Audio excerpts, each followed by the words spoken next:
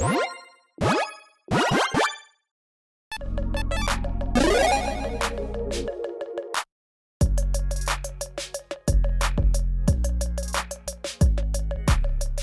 everyone, Mitch coming in from the Commander's Core studio. Welcome to the show. So on today's episode, I've got some hidden gem commanders for you, some under the radar commanders that you might have, well, never even heard of or forgot about, or you're like, Mitch, there are 400 commanders coming out every single year. How in the world do I pay attention to? Well, let's jump into it.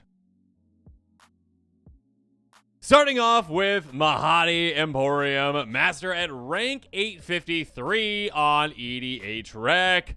This one is huge. A 3/3 Cat Devil for 3-mana in Rakdos. Very simple, very straightforward. Beginning of your end step, creating a treasure token for each creature that died this turn. This is an uncommon commander with a pretty uncommon effect. Notably, it does not specify, well, just your creatures, number one. Number two, it doesn't specify non-token creatures. So because of that, well, there are a lot of shenanigans that you can do with this and a lot of value to be had with it as well. I mean, just at a base level, you can utilize a card like Song of Totentats for basically like a kind of weird like ritual treasure maker effect on top of it, just being like, hey, let's make a bunch of rats. A sorcery for X and a red. Create X 1/1 black rat creature tokens. With this, creature can't block. Creature control gain haste till upturn. Being able to just basically say, you know what, I'm going to invest this mana into rats. Just a great investment these days. And all of a sudden be able to be like, oh yeah, okay, you know what, when they get taken out, whether by me or by someone else, I get a ton of treasure tokens with it. And of course, you're going to want to control kind of when that happens most of the time, though, because again, it is on your end step. So either, yes, send them into combat and say, swing at your opponents, goodbye, yay, and then they turn to treasures, or maybe having a sacrifice out like a Viserys here to ensure that you get value out of it. Moving on, a Cursed Marauder, a card that costs 2 mana, but this can net you 4 mana. A 2/1 zombie warrior for 2 mana in black. When it enters the battlefield, each player sacrifices a non-token creature, forcing yourself to sacrifice 1, which can just be this, and your opponent sacrifice 1 each. That's 4 creatures for the price of 2 mana. And again, with those creatures dying, your commander seeing that, you get 4 treasures. So it turns again like these Fleshbag Marauder type cards into essentially ritual spells for you. Next up, Crime Novelist, a 1/3 Goblin Bard that is uncommon, but its effect is anything but uncommon for this commander. Whenever you sacrifice an artifact, put a counter on it and add red. So sure, this can become absolutely massive. For whatever reason, this becomes absolutely massive when you're, sacrificing artifacts, those treasures you're making, but also it doubles up your treasure's effectiveness again, giving them an extra red mana, which is massive. So again, when you're casting those spells like Song of Totentats, you're like, okay, cool, I get all these rats, I'm investing into rats so I can get treasures. With those treasures, now I can invest into more rats. I mean, if you get that spell back, I guess, but more so for other big X spells, more so other ways to make a lot of creatures, more so for just all the absurd things you do with this commander. Speaking of which, you can kind of double up on it a little bit with Gadrek the Crown Scourge, a 5/4 dragon flying, can't attack unless you control 4 more artifacts. You're gonna get there. On top of that, though, at the beginning of your end step, create a treasure token for each non-token creature that died this turn. This one does specify non-token, do keep that in mind, but still, if you are, utilizing those Fleshbag Marauder type effects, all of a sudden your opponent's like, oh, sacrificing, including you. You're making a bunch of treasures with this and your commander as well. Yeah, Mahadi Emporium Master is a massive token producer for you, giving you a lot of mana and a lot of explosive plays. Moving down to rank 862, we've got Safai Thunder Conductor, a 1/4 human shaman for 4 mana in Is It. Whenever you cast or copy an in-source spell, scry 1. Mana value is 5 or greater, 4/4 blue and red elemental creature token. You're going to make one of those. And if its mana value is 10 or greater, deals 10 damage to opponent chosen at random. And note that, yes, there is a little joke here where Wizards made an eensy little bit mistake where the name is Safai Thunder Conductor, but the bottom of the card says Safai Thunder Collector, deals 10 damage. Yeah, they errated that. Okay, it doesn't matter. What matters is you can just start dishing out an absurd amount of damage, and again, random damage to opponents, which can be quite fun, and you can turn it into a game-ending proposition, but also, again, you can really take advantage of spells, well, like Epic Experiment. A card that already is just a really cool card to build around, but with a commander like this, you can have some epic plays. Exile the top X card to your library, you may cast an instant source spell, mana value X or less from among them, without paying their mana cost. Then put all cards exiled this way that weren't cast in your graveyard. Basically, you get all the instant sorceries off the top of your deck for that X, as long as you put enough into it. which can be absolutely massive, absolutely huge. So yes, ramp a ton, dump a lot of mana into this. Hopefully, you know, at least 8 mana into that X, and all of a sudden, yeah, you get a scry 1, which is nice. You make that 4th elemental, and then also you deal 10 damage out at random, on top of you hitting all of the other spells off the top of your library, and hoping that you hit other things as well. So Defy actually says, you know what? Oh, you cast some other spells that are this or this or this? Cool. I'll deal some more damage maybe. I'll make some more elementals. I'll at the very least scry with those too. Next up, Muse Vortex. Exile the top X card of your library, cast an in-source spell, mana value X less from them without paying its mana cost, and put the exiled in-source cards that weren't cast this way in your hand. The rest of them your library in random order, so one that lets you actually save things up. So it's kind of like Epic Experiment, but less casting and more like saving up, which can help with these giant X spells as well. Regardless, being flexible again can be huge to allow you to essentially, you know, get to that 10 with that X. But also you can have some, you know, 10 mana spells like Apex of Power. Sorcery for 10 mana in total. Exile the top 7 cards of your library. Until the end of turn, you may cast spells from among them. They'll cast from your hand. You add 10 mana of any one color. So basically, this is a massive ritual effect that kind of replaces itself with its mana, triggers your commander, and also gives you access to the top 7, which is amazing. And again, when it comes to that 10 damage that you are dealing out, that's already like 1/4 of life totals. But that being said, you can make it 100% of, well, not life total, but poison total of Corrupted Conscious. This is a really fun card to throw on your commander that just makes it into spin the wheel, which opponent loses. Enchant a creature, you enchant a creature control, and then it says, yeah, or you control a enchant creature. That doesn't really matter all that much. Sure, you can steal an opponent's thing, but you're going to put it on your commander. Enchant creature is Infect. That's the important part here. Giving Zephi Infect means, again, you cast something that costs 10, all of a sudden you're like, okay, random opponent, you're taking 10 damage, and that is 10 poison, and you are gone. So yeah, Zephi Thunder Conductor, a lot of fun, a lot of random hijinks, and a lot of, well, giant spells that you get a lot of value off of. A lot of fun to build around. Moving on to Melek Reforged Researcher, a star weird detective. I always like that creature type weird because it's like, this detective. It's pretty weird. For 5 mana, and is it? Power type is each equal to number, twice the number of in-sorceries cards in your graveyard. Again, I actually, you know what? I always think that it's just the regular amount, but it's actually twice. So this can actually hit incredibly hard. That being said, the part that is really interesting about the commander isn't even that. It's not that it's twice as large as the in-sorceries in your graveyard. It's that the first instant short spell you cast each turn costs 3 less to cast, which is a huge amount of cost reduction. Again, it's every single turn, not just your own. So each trip around the table, let's say you cast 1 spell on each turn, all of a sudden that is 12 mana you are saving with each trip around the table, which is massive, absolutely huge. Eloise, you know, that new, you know, blue one from Bloomborough that gets, you know, the flood counters on there and reduces cost. That one allows you to cast things for free, all right? It absolutely does. This doesn't get there, but this is a set amount that you are saving every single time. So being able to actually save that can be absolutely huge. And all of a sudden, cards like Aetherize now all of a sudden just cost a single mana on an opponent's turn. Instant for 3 and a blue. Now just costs a blue. Return all attacking creatures over his hand. But you don't just pay a single mana for this, basically like, free me from an attack board wipe card. It's absolutely incredible. I mean, at the very least, Factor Fiction. Like this card, instant for 3 and a blue again. Take off that 3, just a blue. Really the top 5 cards of your library. Opponent service in 2 piles. 1 goes in your hand, the other in your graveyard. A lot of card advantage again for just a single mana. Or, okay, I'll pay 2. You know, I'll pay 2 mana. Mystic Confluence. Choose 3, choose save more than once if you want to. Counter target spell list, its controller pays 3. Bounce a creature back to its owner's hand or draw a card. So this can be 2 mana, draw 3. It can be 2 mana, bounce 3 creatures. It can be 2 mana, counter a spell. I mean, or, you know, do a lot of combinations of all these. This is an incredible amount of value again at 5 and an absurd amount of value at 2. Or how about on your turn even, again, because sorceries matter as well with this too, right? On your turn, Waltz of Rage. Sorcery for 3, red. Target creature control deals damage equal its power to each other creature. Until end of turn, whenever a creature control dies, exile the top card of your library. Play it until the end of your next turn. So this might wipe out your other creatures, but again, your massive commander is going to wipe out a lot of things. This is a 2 mana, take out all your opponent's creatures, board wipe. And yeah, Melek can really take advantage of a lot of things and save you an absurd amount of mana throughout the game. Moving on to rank 871, we've got Kazak Car, the Eye Tyrant, a 5/5 Beholder for 5 mana and Rakdos. Whenever you attack a player, tap target creature the player controls and goad it. When an opponent attacks another one of your opponents, you and the attacking player each draw a card and lose 1 life. This is a very strange commander that essentially says, you know what we're going to be doing? We're going to be forcing attacks, and we're also going to be incentivizing opponents to attack too. So even if your opponent's not currently being forced to attack another player, they might be like, well, I really would like to draw a card. I don't really care about that one life. So sorry there, Billy Bob over there. I'm going to be swinging at you. So being able to essentially, again, incentivize attacks, you get a benefit off of it as well. And also force attacks. You can do some really cool things with that. And of course, there's ways to incentivize things further, like, Curse of Opulence, essentially. Be like, hey, you know what? I don't have creatures to swing through at everyone to actually, kind of goad things. So let's just put this over on, Billy Bob. Sorry, Billy Bob. Or a curse for a single red mana enchant player. Whatever enchanted player is attacked, create a gold token. Each opponent attack and the player does the same. So yeah, basically, hey, you know what? Do you like treasures or gold? Cool. You like mana? Awesome. Cool.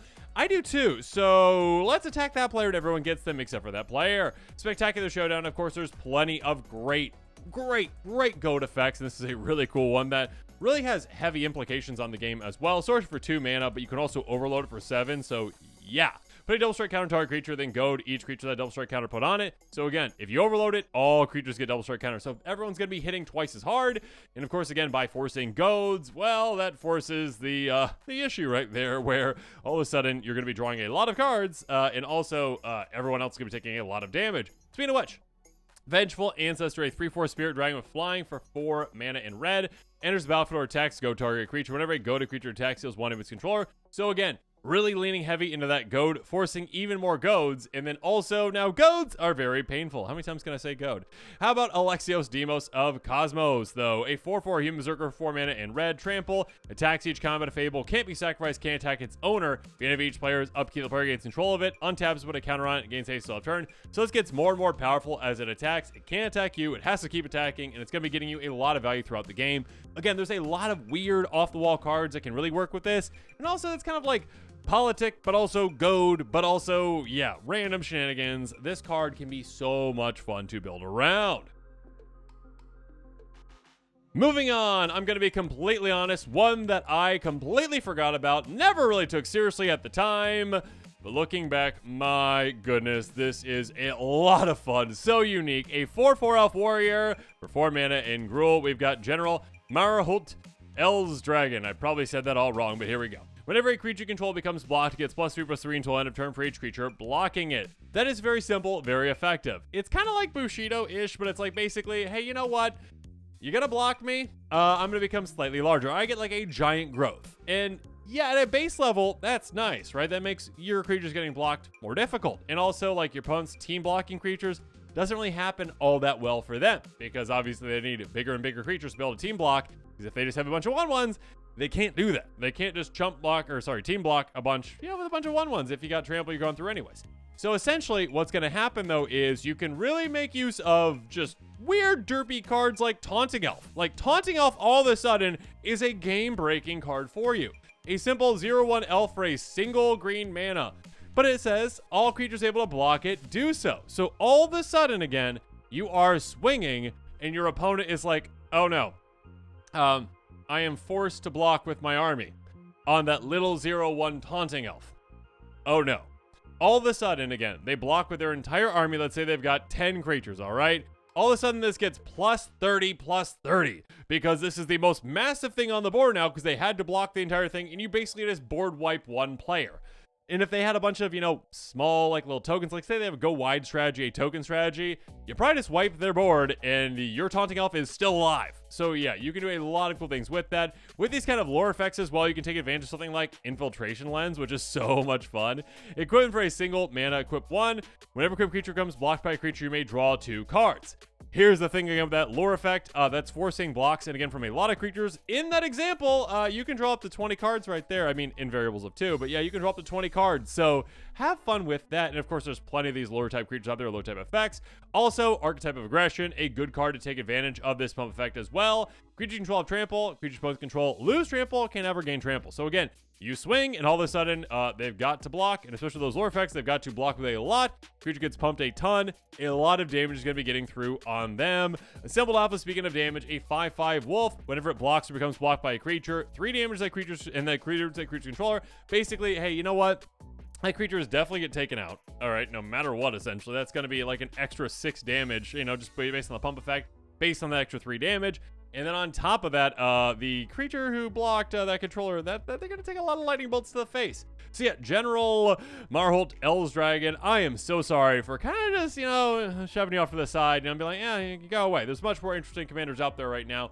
This commander really speaks to me now, and it is a lot of fun with all the kinds of cards that it can work with. And again, turns those lore creatures into just something so much better. Next up, Mishra Tamer of Makwawa at 877 rank on 88 rack. A 4/4 Human Artificer for 5 mana and Rakdos. Permanents you control have ward, sacrifice a permanent. So it's gonna take some actual, you know, dedication for an opponent to actually try to take out one of your things with some targeting. Yeah, you gotta sacrifice something. Each artifact card in your graveyard, though, has Unearth, which is a really cool card for us to build around. All of a sudden, we just pay 1 black and a red, and we can bring something back. Again, that means turn for your the battlefield, it gains haste. Exile at the beginning next end step, or if it leave the battlefield, unearthed, or with any sorcery. Here's the thing, though. It would get exiled, but if you do utilize a card like, oh, I don't know, Sundial the Infinite, all of a sudden you're like, no, it doesn't. Artifact for 2, pay 1 tap, end the turn, activate spell during your turn. And when that happens, you basically, again, exile spells and abilities on the stack, which includes those things getting exiled. So it just keeps them in play. So again, if you have this plus your commander, you can basically just keep getting things back for just 3 mana again and again and again. Combustible Gear Hulk, again, you can have some massive, huge artifact creatures out of your graveyard that you're like, oh, okay, cool. Yeah, let's just, you know, discard you with like a Faithless Wind type effect, get you in the graveyard, and now I can get you back for 3 mana and 7 to pay you for 6. And all of a sudden, I've got a 6/6 construct with first strike. ETB, target opponent can have you draw 3 cards. They better. If they don't, well, I mill 3. Then it's going to deal damage to that player equal to the total mana value of those cards. Again, this one's like basically, you might actually want the opponent to be like, no, don't draw them. Hell, I'll take the damage, whatever. Because you want things in your graveyard anyway. So either way, you win. Speaking of winning, Sculpting Steel. You can have this enter the battlefield as a copy of any artifact on the battlefield, including your opponent. So basically, it's like a, you know what, get this out of my graveyard, utilize it again after it gets taken out the first time, potentially. Or maybe you tutored for it with Disciples of Gix. A 4/4 for Phyrexian, human for 6 mana. Lore mages out there, let me know why certain Phyrexians aren't artifacts and other ones are. Is it like the amount of robot that they are, essentially? I don't know. Enters the battlefield, just rely for the 3 artifact cards, put in the graveyard, then shuffle. So again, this might not be an artifact itself. You can't unearth this, but this is basically like, hey, set yourself up for 3 amazing unearths with it. Being able to tutor for 3 things and entomb them, what's not to love about that? So yeah, Mishra can take advantage of artifacts in a unique way. A really cool build around for this one, and you can do some very powerful things with it as well.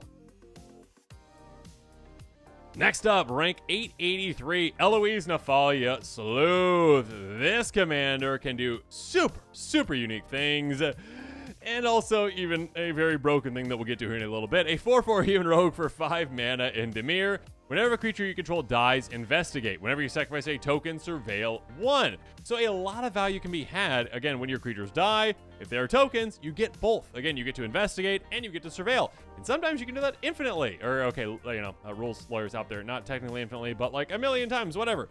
Enhanced surveillance, though. You can take advantage of cards that give you a lot of extra value because, again, most players don't build around this. It's an enchantment for 2 mana. You can look at 2 additional cards each time you surveil, and you can exile to shuffle your graveyard in your library. So if you ever need to, you know, reset that, you can, which is nice. But yeah, basically, again, by surveilling just 1, you get to surveil basically 3, thanks to that. So if you sacrifice a token, your commander's in play, you're surveilling 3 every single time. Digging down into your deck so far, being able to set yourself up and get things in your graveyard that you actually want there. How about Erdwall Illuminator, a 1/3 flying spirit. When you investigate for the first time each turn, investigate initial time. Being able to get an additional clue every single turn. Yeah, again, first time each turn, not just your own. So again, if your opponent's turn's happening, cool, I get them on those too. That's great. Being able to get extra clue, you can take advantage of those a ton, especially with a card like Inspiring Statuary.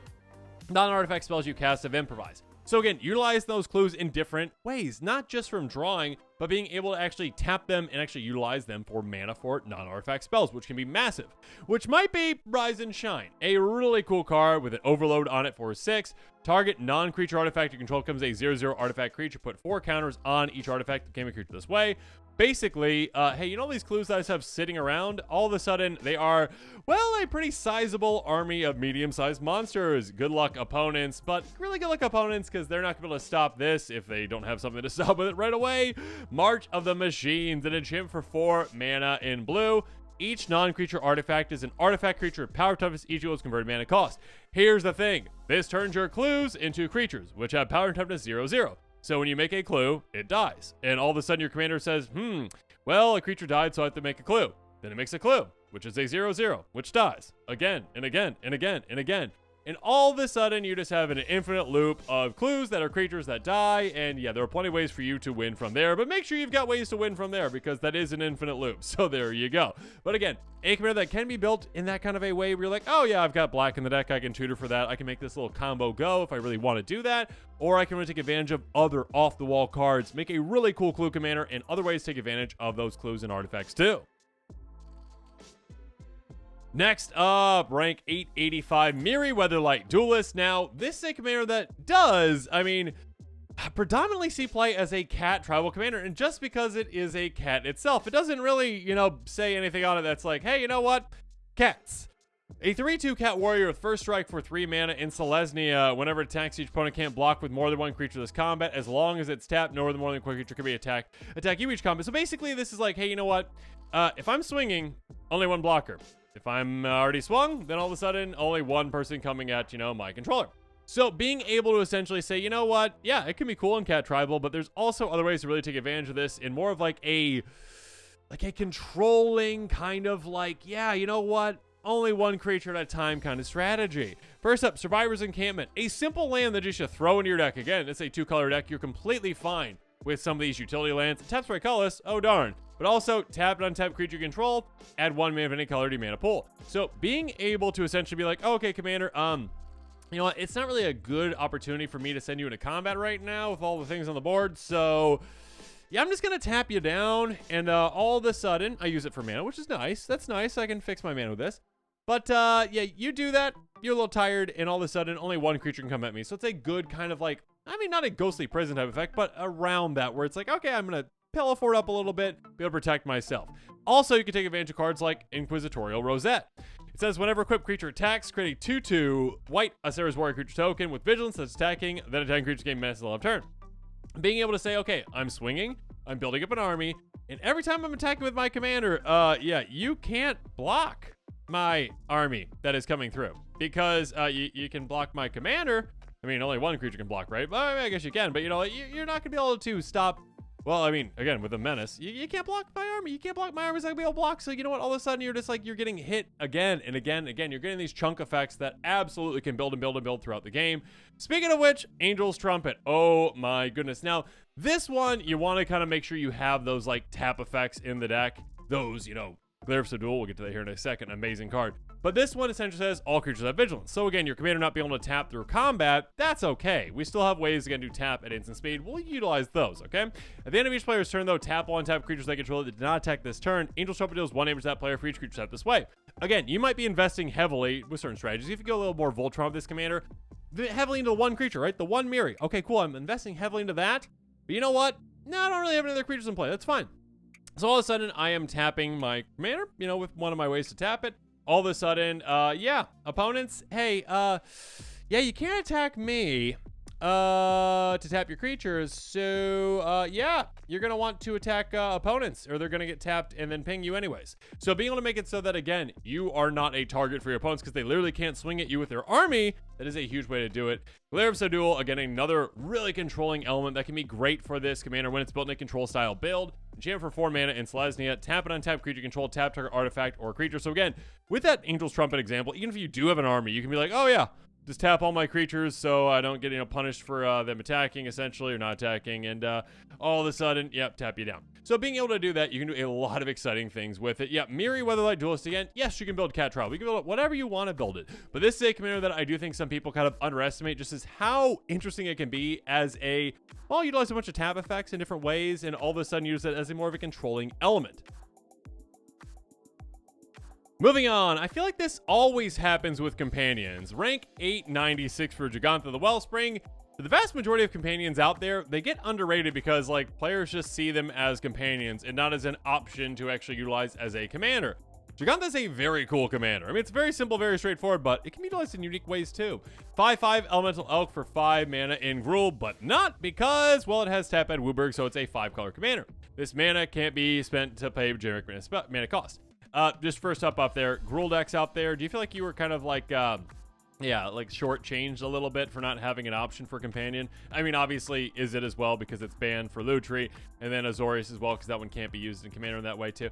But yeah, you kind of shortchange as Gruul because you never had a chance to get, you know, a companion. But I don't think Wizards will ever be bringing it back anyways. Regardless, as a commander, again, this is basically like a giant mana dork. It's just a huge dorky elk that's like, hey, everybody, have Wooburg. But only spend to pay generic mana cost, or non-generic mana cost. So being able to just like, okay, you got to fill in the colors, but sometimes that's like, oh, okay, Kira's Follower, perfect. 2 mana, 2 colors. Great, I can utilize both those pips. Or obviously, if you get this down earlier, yeah, this is an amazing card with your commander because it doubles it up. 2/2 Merfolk, tap, untap, no target permanent. Being able to actually tap your commander instead of for 5 for 10, that is huge. Now, make sure you can utilize the mana. That is the biggest thing with this commander. And of course, there are certain ways to build around it, like, oh, lots of cards that are 5 mana, 1 of each color. Now your commander is basically like tap, cast a 5 mana spell for free that is 1 of each color. Maelstrom Nexus, yeah, an amazing card. The first spell you cast each turn has Cascade. All of a sudden, that is so much extra value to be had. There's a lot of great Wooburg cards. That being said, Leyline of Mutation, Joda, Fist of Suns, all the cards that basically do the exact same thing. This one, the newest one, and very cool because it's a Leyline. Basically, again, opening hand, cheat it right into play. Great. That being said, you can pay Wooburg rather than pay the mana cost for spells you cast. So all of a sudden, you're like, oh, okay, cool. I will pay that for my spells. So my commander can just tap, cast a spell for free. Yay! And if you want to get incredibly gross, sure you can with this, freed from the real. Here you go. Enchant creature. This actually goes infinite with a lot of creatures out there. That being said, with your commander, it's quite hilariously disgusting. For 3 mana in blue, pay a blue, tap it. You're not going to do that. You're going to pay a blue to untap it, meaning that all of a sudden, your commander says, okay, I tap for Wooburg. I'll use the blue for this. I'll untap again, and again, and again. You've got infinite mana of all colors outside of blue, and all that mana can only be used to spend, you know, for non-generic cost. That being said, yeah, this is an amazing way to obviously go infinite and take advantage of this commander if you want to go in that kind of combo-y direction. That being said, you don't need to be going combo-y to make this into an exciting commander. Again, I literally just named like 3 cards that just say, like, you know what, hey, Fist of Suns, Joda, Archmage Eternal, as well as the Leyline, ways to eventually turn every single one of the cards in your deck into a, you know, just tap, cast. You have ways to untap this, you can take advantage of it, and more. This is a really cool commander, and again, I feel like whenever a companion just like is out there, players just see it as a companion and they don't even think about it as a commander, and it's gonna be a very fun one. Finally, though, an absurd value engine that you might not remember exists, Amth the Lustrous, a 6/6 dragon with flying for 6 mana in Bant. When another permanent enters the battlefield, you're controlling the top card of your library. Choose a card type with that permanent. You may reveal that card and put in your hand.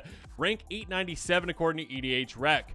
Yeah, basically, hey, permanent hits the field, you might get something off the top. You might get extra value. And again, it's like any permanent hitting the battlefield. It doesn't matter what it is. It doesn't say non-token. Doesn't say the first time each turn. It doesn't say any kinds of permanents. No. It's every kind of permanent that you could ever want. Not limited at all. So all of a sudden, a lot of value to be had. Literally, if you just play like Evolving Wilds, this can net you 2 cards. Oh, I play it? Okay, cool. I tap and sacrifice it, get my basic land, and put a play, tap, shuffle. If there was a basic land on, if there was a land on top of the library, each time that you looked at it, all of a sudden you're getting 2 cards off the top of the library thanks to your commander. Wrath of the Endless Web, a great creature token generator. When an opponent casts an instant short spell, create a 1/2 green spider creature token with reach. You've got a creature on top of the library, all of a sudden your opponent casts a spell. Oh, okay, cool, I get a 1/2 spider. Oh, this end of the battlefield. Okay, I look at the top. Oh, it's a creature, cool. All right, in my hand. You get to just get so much extra free value off of, well, generators like this. How about knowing what's going to be happening? You know, Precognition Field. I love this card. Look at the top card of your library anytime that you want to. You can also cast top your library. It's in sorcery card. You can pay 3 to exile the top card of your library.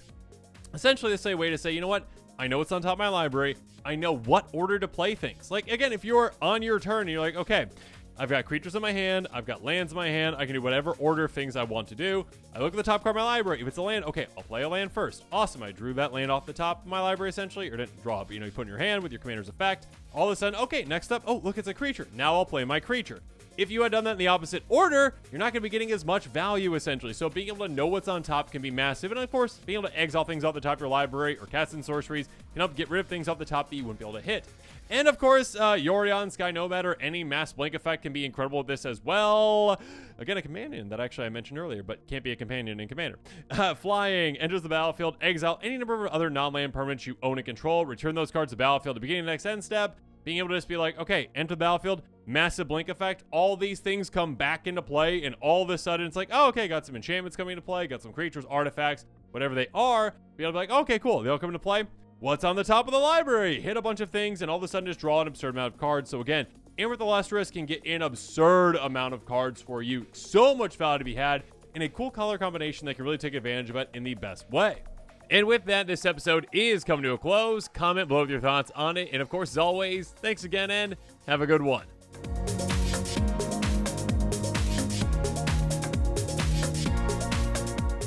This show and episodes like this one are possible thanks to viewers like you. If you're looking for an easy way to help support this show, make sure that you like, share, and subscribe. Also, hit that bell notification icon so you don't miss any new episodes. You can also go check out our playmats and other merchandise at thecommandersquarters.com. Another easy way to support this show is with our TCG player affiliate links. So whether you're buying a deck or individual cards, you can use this general link right here or one in the description. And the final way that you can support this show is by supporting us directly by becoming a patron. There are many benefits to being a patron, and I truly couldn't do this without all of their support.